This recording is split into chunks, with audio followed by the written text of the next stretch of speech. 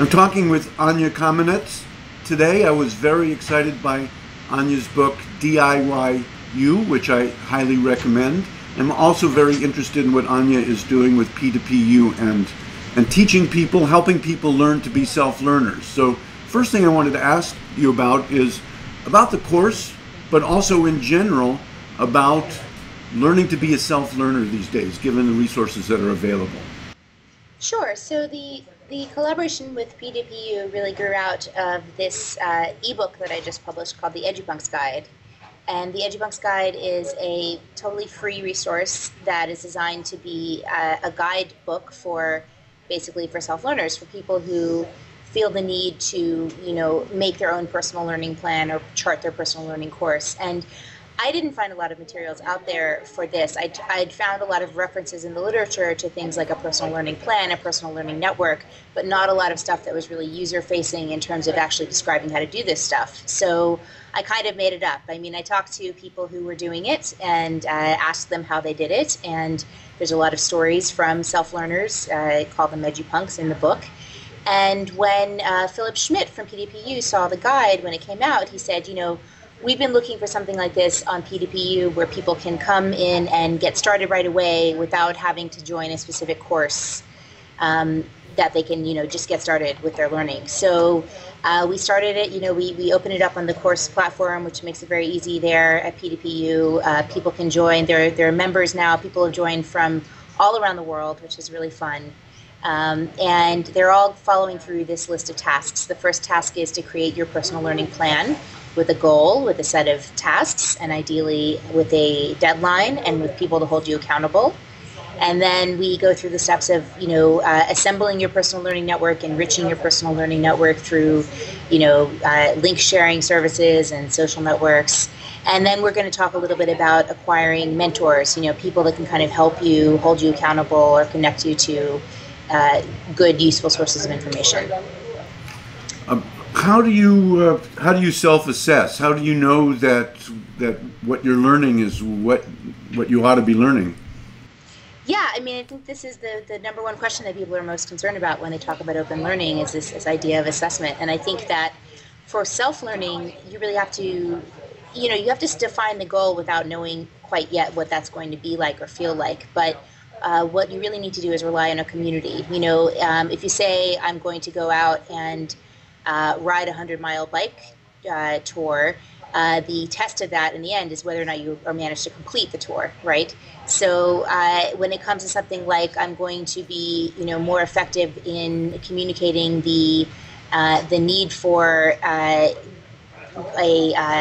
water treatment facility in my community, then the test of that is going to be do people, agree with you, and have you managed to convince people? So you've got to build in some kind of self-assessment, and usually that's going to involve other people's opinions, other people's perceptions of how you're achieving it. How do you see the future of this? I mean, obviously this is kind of the leading edge. You're kind of a pioneer. Where do you see this going, this self-learning business? Well, I think that, what we're talking about is we're going through a process of recognizing and valorizing and valuing the kinds of learning that people have been doing all this time, and most learning goes on outside of school. Most learning goes on for personally identified reasons. And what we're really talking about is methods of sort of recognizing that, of enriching the opportunities for people to engage in that.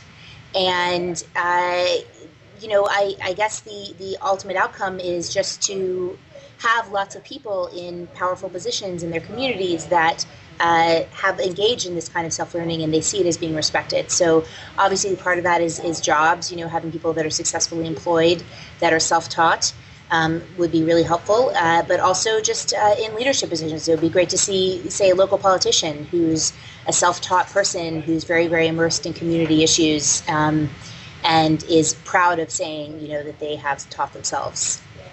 So I've been interested in, and I've done an interview with Shelley Terrell about personal learning networks, which are extraordinarily important. And it sounds like what you're talking about here, the innovation really is the combination of a personal learning plan with a personal learning network. And that although the network is active, it's a network that learns together and not just a collection of resources you learn from. It sounds like you're putting a little bit of a goal structure and a responsibility structure on the individual, which the personal learning network helps them hold themselves responsible for. Yeah. Is that accurate?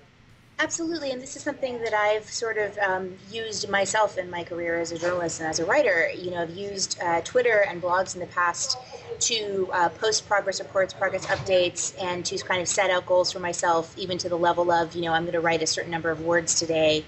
And people on my Twitter network, it's a very low frequency kind of commitment for them to either cheer me on or just recognize it. And a lot of times just the fact of making a public commitment to something is going to increase your accountability to yourself. So I think that this is just a very necessary step and procedure for anyone who's going through learning, that they're going to figure out who can hold them accountable, and this is part of this peer learning, that people will hold each other accountable within their learning plans. Looks like you're in a shared workspace there, a co-working space. Is that? I'm in my office at Fast Company magazine. Aha! Yeah. All right. Just to set the scene for people who see what's going on in the background. So I wanted to push this a little bit further and ask you about something that's been interesting me. That I first heard from Charlie Danoff, called it paragogy, and I'm calling it peeragogy, which is, what if we could take what you do and I do with groups of people and helping them become learning communities online, and start with a group of people and make our own learning community. I think we still probably need a facilitator, but maybe we could divide that task up. What would it take for a group to self-organize their own learning without a kind of a top-down teacher showing them? I think in the absence of a top-down structure, you really need a very strong understanding of the goal and a common understanding of the goal. And ideally, the people in that group are going to have a stake in the goal that they're trying to achieve. So, you know, I think a lot of people have experience with working on teams like that, say at work or, you know, in community organizing. You know, I think the structure involved just has to do with people understanding that there's a shared responsibility amongst them, and asking each other questions and listening. You know, basic communication skills as well, I think, are going to be important to that. So in a sense, it's a matter of agreeing on a group learning plan at the beginning, knowing what you're willing, you are all willing to commit yourself to. Is that right? Any other tips for doing that? I mean, we're really talking about beyond the edge of everybody's experience here to a certain degree.